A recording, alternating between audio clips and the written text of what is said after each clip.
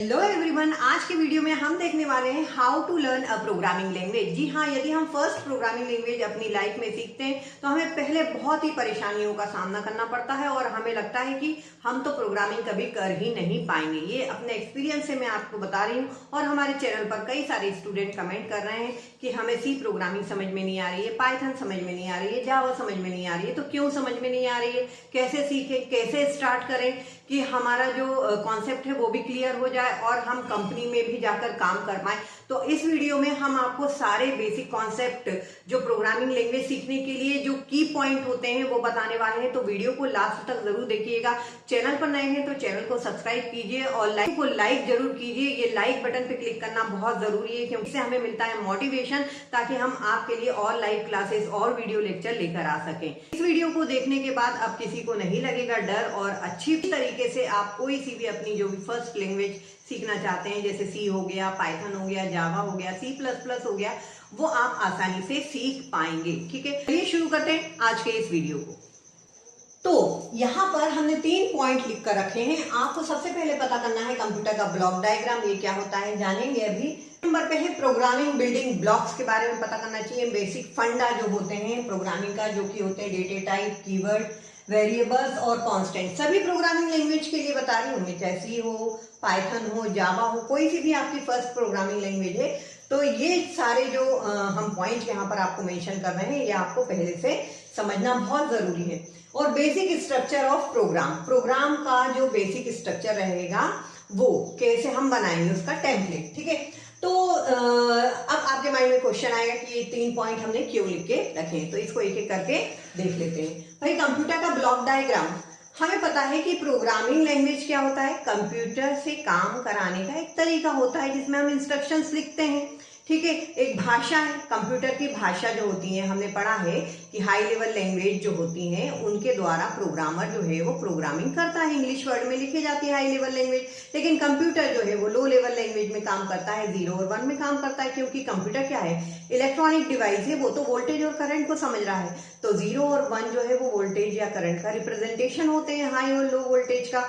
तो यहाँ पे कंप्यूटर का ब्लॉक डायग्राम हमें ये बताता है कि कंप्यूटर जो है कैसे काम करता है, कंप्यूटर कैसे काम करता है, ये बताता है हमें कंप्यूटर का ब्लॉक डायग्राम। कि भाई कंप्यूटर में कौन कौन से पार्ट होते हैं, है ना, कंप्यूटर में कौन कौन से पार्ट होते हैं और वो कैसे काम करता है। और प्रोग्रामिंग लैंग्वेज क्या है, उससे काम कराने का तरीका है। तो जब हम तरीके को कब यूज कर पाएंगे, जब हम ये तो समझ लें कि आखिर कंप्यूटर काम कैसे करता है। तो सबसे पहले कंप्यूटर का ब्लॉक डायग्राम समझना चाहिए कि कंप्यूटर कैसे काम करता है, कैसे इनपुट डिवाइस से इनपुट दिया देंगे, और फिर प्रोसेसिंग में सीपीयू कैसे, उसके पास 3 कंपोनेंट, मेमोरी का क्या रोल है, ठीक है, कंट्रोल यूनिट का क्या रोल है, एएलयू का क्या रोल है।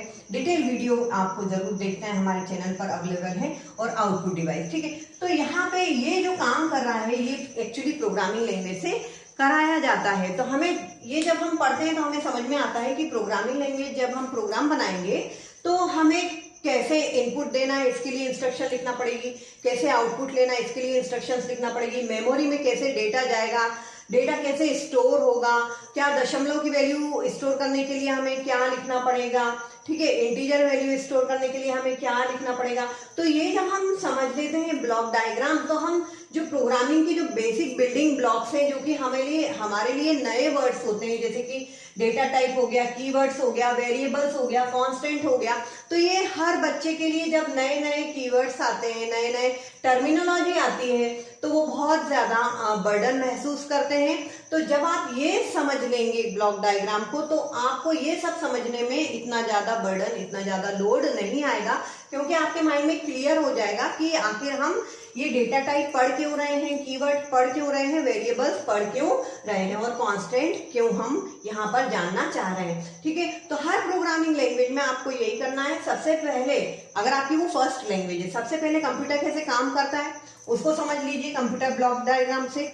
उसके बाद प्रोग्रामिंग क्या होती है, ये सब तो बेसिक फंडा है जब भी हम स्टार्ट करते हैं प्रोग्रामिंग लैंग्वेज। ठीक है, हाई लेवल लैंग्वेज क्या होती है, लो लेवल लैंग्वेज क्या होती है, ये तो हमें पता ही होना चाहिए, वो कंप्यूटर फंडामेंटल की बात होती है। फिर प्रोग्रामिंग बिल्डिंग ब्लॉक्स के से मेरा मतलब ये है कि जो हमारी हर लैंग्वेज की हर भाषा, जैसे हिंदी इंग्लिश हम सीखते हैं तो हमें पता करना पड़ता है कि उसमें अल्फाबेट कितने लग रहे हैं, कौन सा वोवल है, कौन सा स्वर है, कौन सा व्यंजन है, ये सब हम पता करते हैं। ठीक है, तो ऐसे ही प्रोग्रामिंग लैंग्वेज भी एक भाषा है, कंप्यूटर की भाषा है। तो ये सब कंप्यूटर में क्या यूज होता है, कौन कौन से डेटा टाइप होते हैं, कीवर्ड्स होते हैं, वेरिएबल्स होते हैं, कैसे बनाए जाते हैं, कॉन्स्टेंट क्या होते हैं, कौन कौन से अल्फाबेट अपन यूज कर सकते हैं, तो सब हमें यहाँ ये सब पता करना है। और साथ ही यहाँ पे एक पॉइंट और हम मिस कर रहे हैं, इनपुट और आउटपुट स्टेटमेंट।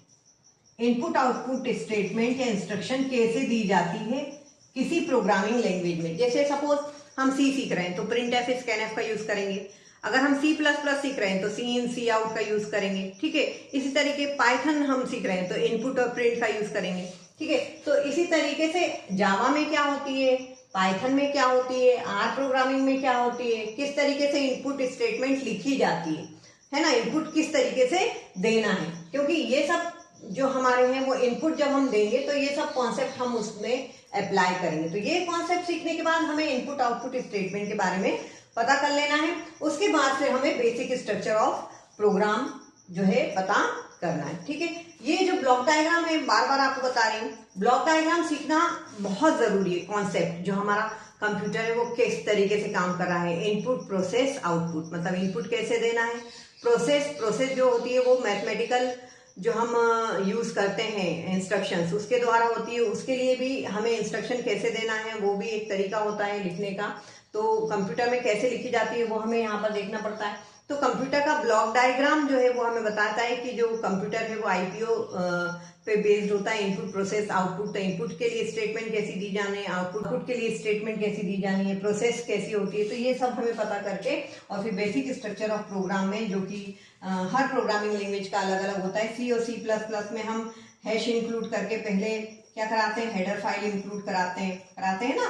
तो ये थोड़ा सा आइडिया दे रही हूँ यहाँ पे, अगर आप सीखेंगे तो हमारे वीडियो लेक्चर आपके लिए अपलोडेड है, लाइव क्लासेस भी हम साथ में चला रहे हैं, तो डीप में आप वहाँ पे देख लिया करें। तो उसके बाद फिर क्या लिखते हैं अपन, इंट मेन लिखते हैं ना, और कर्ली ब्रैकेट में अपना जो भी काम है वो करते हैं। इसके बाद यदि आप ऊप्स के कॉन्सेप्ट पे प्रोग्राम बनाना चाहते हैं, जैसे कि सी प्लस प्लस और जावा में या पाइथन में, तो क्लास कैसे क्रिएट करते हैं, ऑब्जेक्ट कैसे क्रिएट करते हैं, कैसे फंक्शन बनाए जाते हैं, कैसे मेथड लिखी जाती है, ये सब हमें वहां पर पता करना होता है। ठीक है, इतना सीखने के बाद 1 2 3 स्टेप के बाद हमारा एक माइंड क्लियर हो जाता है कि हमें अपना फर्स्ट प्रोग्राम किस तरीके से लिखना है। चाहे वो हम हेलो वर्ड प्रिंट कराने के लिए लिखें, चाहे वो हम एडिशन ऑफ 2 नंबर के लिए लिखें।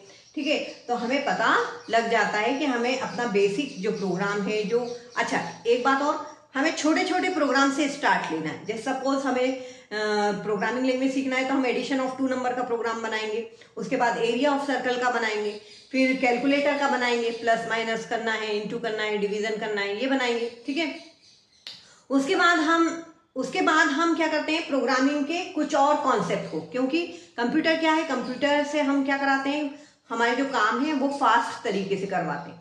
तो प्रोग्रामिंग में फास्ट तरीके से करवाने के लिए टूल्स हमें प्रोवाइड किए गए।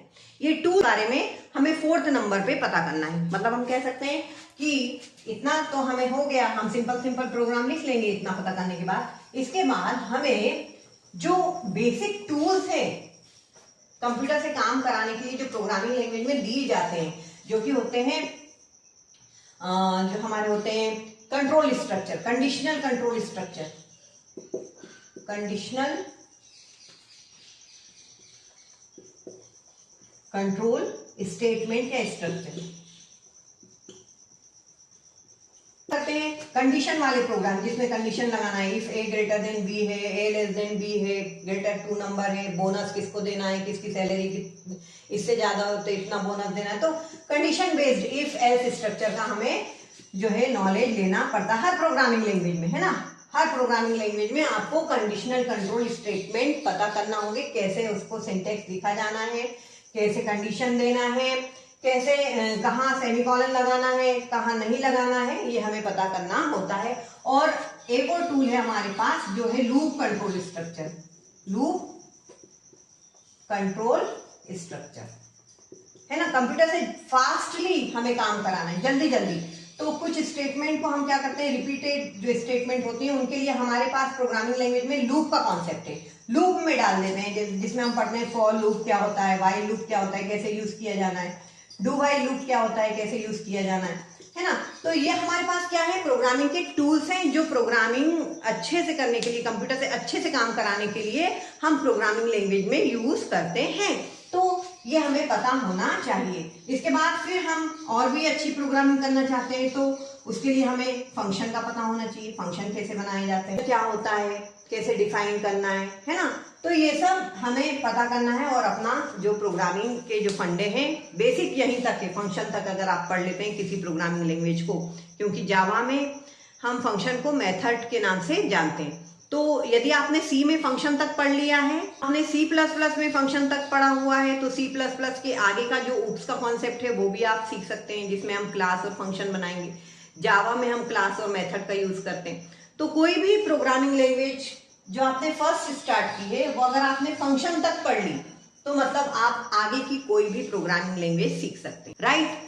तो याद रहेगा ना कि हमें अपनी प्रोग्रामिंग लैंग्वेज जब भी हम फर्स्ट स्टार्ट करें तो कंप्यूटर कैसे काम करता है वो पता कर लेना है, इनपुट कैसे दिया जाता है, इनपुट के लिए दिए जाने से पहले हमें उसके जो बेसिक बिल्डिंग ब्लॉक्स होते हैं, जो कीवर्ड्स होते हैं, वेरिएबल्स होते हैं, डेटा टाइप होते हैं, क्या होते हैं, किस तरीके से वेरिएबल बनाना है, क्या नियम है, डिजिट से स्टार्ट कर सकते हैं, नहीं कर सकते हैं, है ना, स्पेस दे सकते हैं, नहीं दे सकते हैं, तो सब डीप में आपको यहाँ पे नॉलेज लेना है, ठीक है। कीवर्ड्स हैं तो कीवर्ड्स किस प्रोग्रामिंग लैंग्वेज में कितने होते हैं, कौन कौन से होते हैं, है ना। तो ये बेसिक बिल्डिंग ब्लॉक पता करना है, इनपुट आउटपुट स्टेटमेंट पता कर लेना है, बेसिक स्ट्रक्चर पता कर लेना है, कैसा का जो फ्रेम होगा किसमें हमें ये इंस्ट्रक्शन को फिट करना है, ठीक है। उसके बाद आपको और प्रोग्रामिंग लैंग्वेज डीप में जाना है तो कंडीशनल कंट्रोल स्टेटमेंट पता कर लेना है, लूप कंट्रोल स्ट्रक्चर पता कर लेना है और फंक्शन पता कर लेना है। यहाँ तक अगर आप प्रोग्रामिंग लैंग्वेज सीख लेते हैं तो दुनिया की कोई सी भी प्रोग्रामिंग लैंग्वेज फिर आप आगे सीख पाएंगे। वीडियो आपको अच्छा लगा होगा और आपका जो प्रोग्रामिंग का फोबिया है वो दूर हुआ होगा। Thanks for watching Zeenat Hasan academy.